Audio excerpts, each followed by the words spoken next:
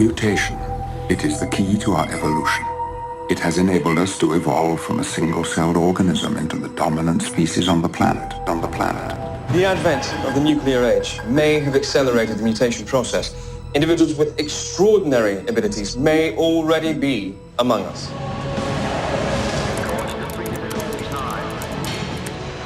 Mutation is a critical ingredient in the recipe for evolution. Mutation generates variation, differences between individuals. Mutation generates variation. Mutation, key to Human evolution. Mutations, human evolution. What's fact and what's fiction here? Are mutations really the key to our evolution? Think about it. In real life, significant genetic mutations don't create superpowers. They create super challenges. Sometimes those mutations are even life-threatening. That's the reality. And yet we're told that random mutations with guidance from natural selection invented and genetically engineered every feature of every living organism. Changes to life's instructions happen more or less at random. Mutation generates variation. Evolutionary biologists claim that random mutations accumulating over time ultimately produce life's features. If this is the case, zillions of chance mutations over the history of life led to the invention of flight and sight, immune systems and reproductive systems, even conscious beings with the capacity to love, reason, create art, and distinguish right from wrong. However, now, we no longer have to rely on speculative claims. Through experiments, we can actually observe mutations and see what they're doing to guide evolution. Biochemist Michael Behe has spent much of his life researching and studying mutations. Okay.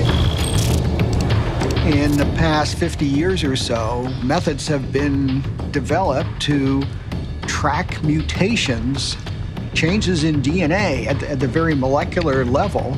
Now we can watch evolution in real time. Since 1988, biologist Richard Lenski has been conducting one of the greatest evolutionary experiments ever done. He started a culture of bacteria called E. coli growing in his lab. And since they reproduce so quickly, now they're up past 60,000 generations. And that's like 1.5 million years of human lifetimes. So we are talking about numbers that are big enough to see some serious changes, if serious changes could come about.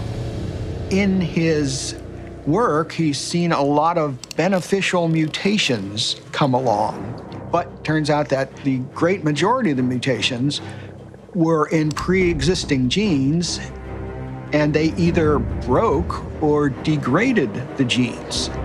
So the bacteria were evolving, improving more by devolution than by evolution. It's difficult to understand how breaking a gene can be beneficial or helpful. Think of it this way. Suppose you had a car, and the most important thing to your survival right now was the gas mileage. What could you do to improve the gas mileage of your car quickly? One thing you could do is rip out the back seat and throw it away. Back seats are helpful, but if your life depended on you getting better gas mileage right now, that would be a beneficial improvement. The problem with that, for Darwin's theory, is that ripping the back seat out of a car doesn't tell you how you make a back seat. Darwin's theory needs to show that organisms can improve by building things, and that's what has been missing in this terrific experiment. This famous E. coli experiment shows that trillions of random mutations are not capable of building anything new. By the numbers, this E. coli experiment is giant, but it's dwarfed by the size of a natural experiment involving humans infected with malaria. Every year, about 1 billion or so people contract malaria. So that's 1 billion times 1 trillion cells that are made each year on the planet. In recent decades, scientists have exhaustively studied malaria. They've seen how it evolved resistance to several of the drugs used to treat it. But what is more interesting is what scientists haven't seen. There were no new molecular machines, no new genes, and yet it had so many chances, evolutionary theory would have predicted that you'd get something really pretty impressive out of that, but it wasn't seen. And it's not just malaria. It's not just E. coli. The pattern is widespread. For Behe, this raises a serious red flag for evolutionary theory.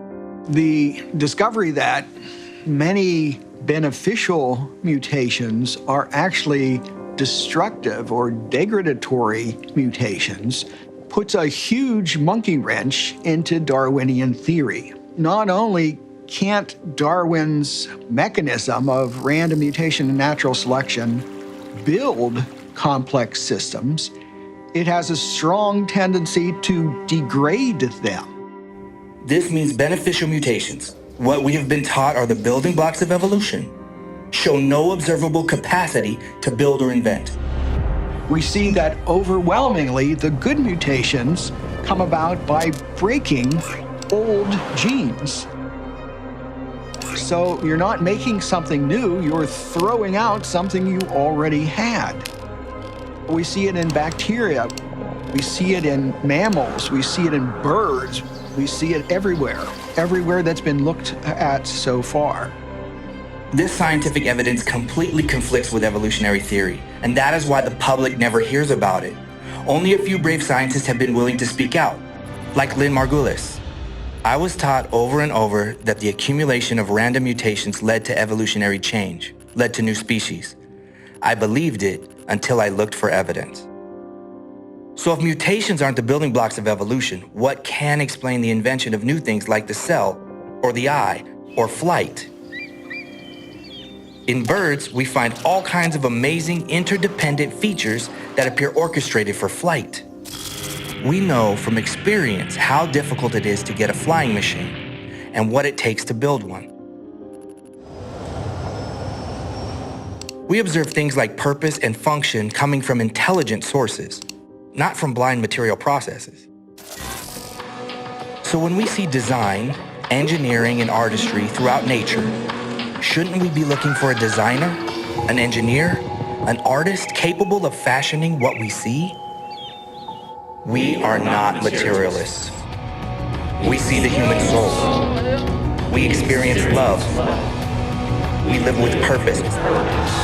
We fight for justice. We are the quiet majority, and we will be quiet no